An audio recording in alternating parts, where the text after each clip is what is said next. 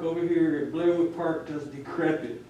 They would have repaired that park as a trade-off, I'm sure, if it had been presented. I could be speaking wrong, but I would think if they're gonna dismantle a park in our community, they would resurface the one that we have, at least so we would have a park for kids to play.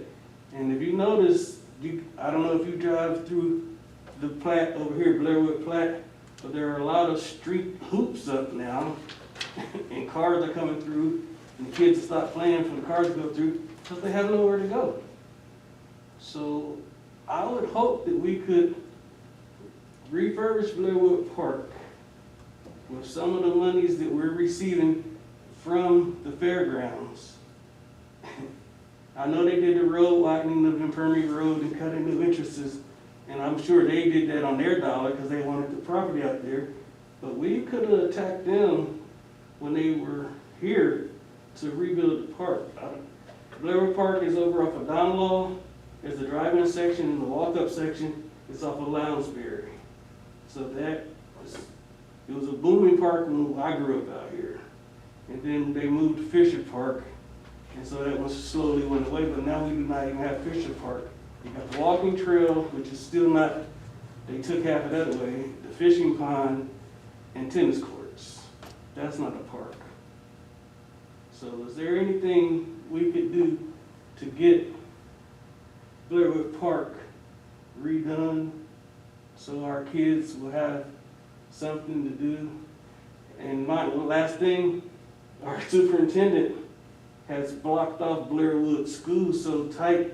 There used to be basketball courts back there, but you can't even walk through the back of the school where there was a playground for the kids to play. It's gated now, and it's camera secure.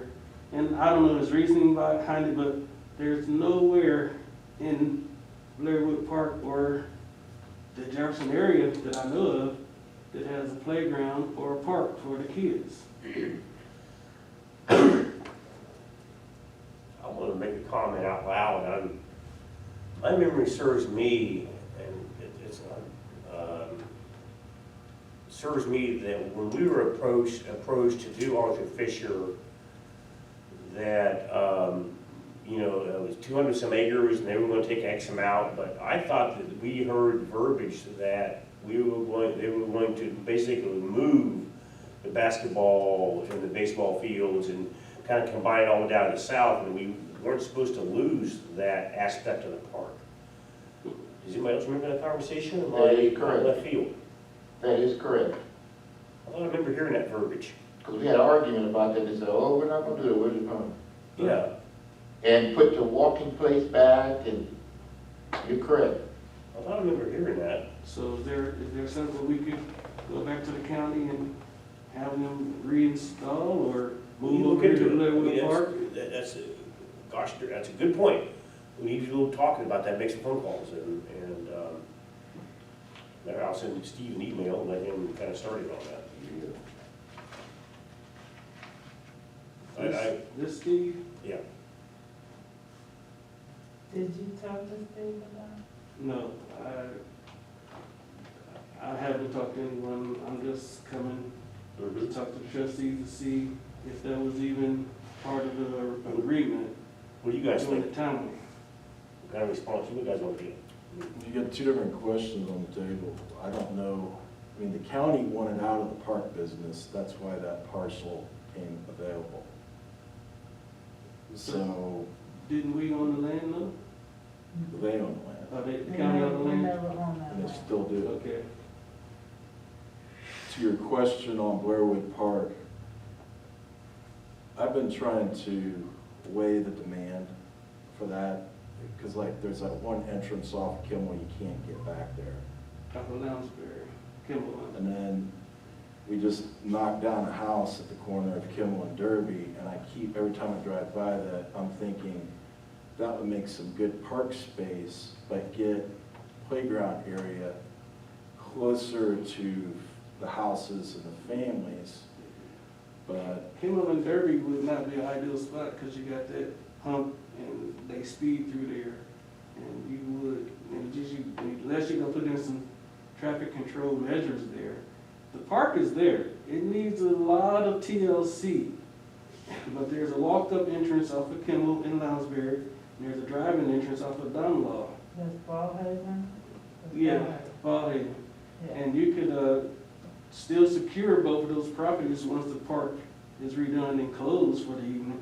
Only reason it's decrepit now is because of the lack of attention that the community didn't, I mean, say community, I don't want to point trustees because you guys weren't in that position, but the lack of attention and funding that was awarded to that park for the upkeep. So I'm saying if we can get that park refurbished and redone, I know it will continue to thrive again, because I ran baseball out there for at least 10 years, and I moved over here to Fisher Park for the last 10 years, and then I ended up joining or merging with First Dayton, so we moved over here. But I'm back here in the community now, and you said earlier that we are a grandparent community, which is true, but I'm seeing a lot of kids now out in the Platte area.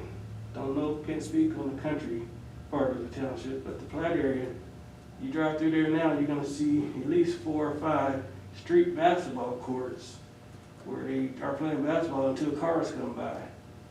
And that's not safe.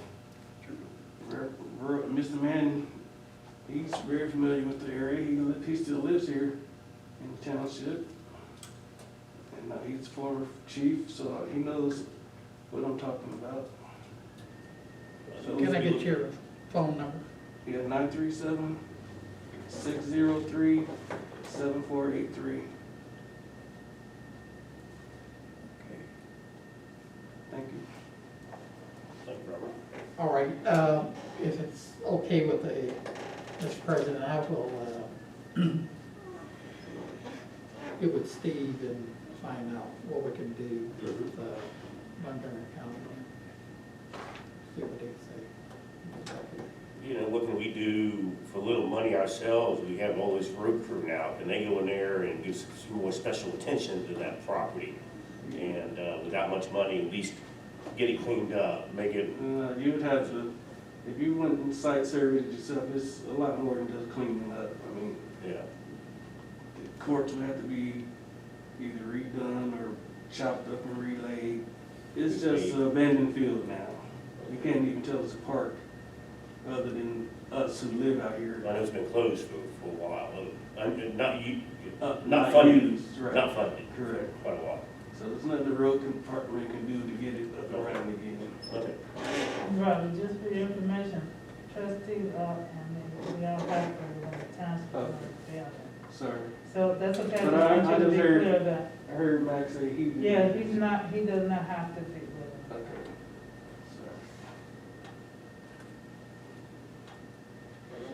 Sorry. Okay, so next is the trustee reports. I'll go first. Just tired of this heat and of the corona. Really see like us to get back to really working on having 2 meetings a month. I think this is a lot better when we have 2 meetings a month versus that long stretch when we don't have a meeting. Just to keep on top of everything. So, like I say, let's go back to having 2 meetings a month. Jim, you're next. No report. Mr. Mann? I think I'm not sure what the governor wants to talk about, but I think he's got some bad news when he speaks. So I guess we'll find out tomorrow. Anyway, just remember, wear your mask, wash your hands, and a lot of people are catching this virus out there. So you just need to be careful. If you don't have to go out, don't go out. I got a 3-year-old that wants to come over, and we are telling her, no, we need you to wait. So maybe we can do something with her this coming weekend. But the young kids, and they're saying if you're 10 years old or older, you'll bring that virus back. But there again, the young kids, you have to watch them also. So it's just one of those things you gotta watch out for. And my wife is afraid of going out any place, so she's kind of staying in. So there again, I have to watch what I do because, make sure I don't go out and do anything. But just be careful. Thank you. Make a motion to adjourn. Mr. President, we need to go into executive session. I make a motion that we go into executive session under Ohio Revised Code 121.22G1 for a complaint pursuant to Ohio Revised Code Sections 121.22G1 for a complaint against public official and employment of employee, and 12122G3, the conference with an attorney for a public body concerning dispute involving the public body that is subject to pending litigation. Our attorney, Alex Hale, is here. I'd like to invite him in, and if Mr. Wolf shows up, invite him in also. I'll second the motion. Okay, we have a motion to go into executive session. We have a vote, please. Trustee McLaughlin, Yeah, yes. trustee McGuire, Yes. trustee Mann. Yes. So we're going out of regular meeting, going to executive session, and it's 8:18.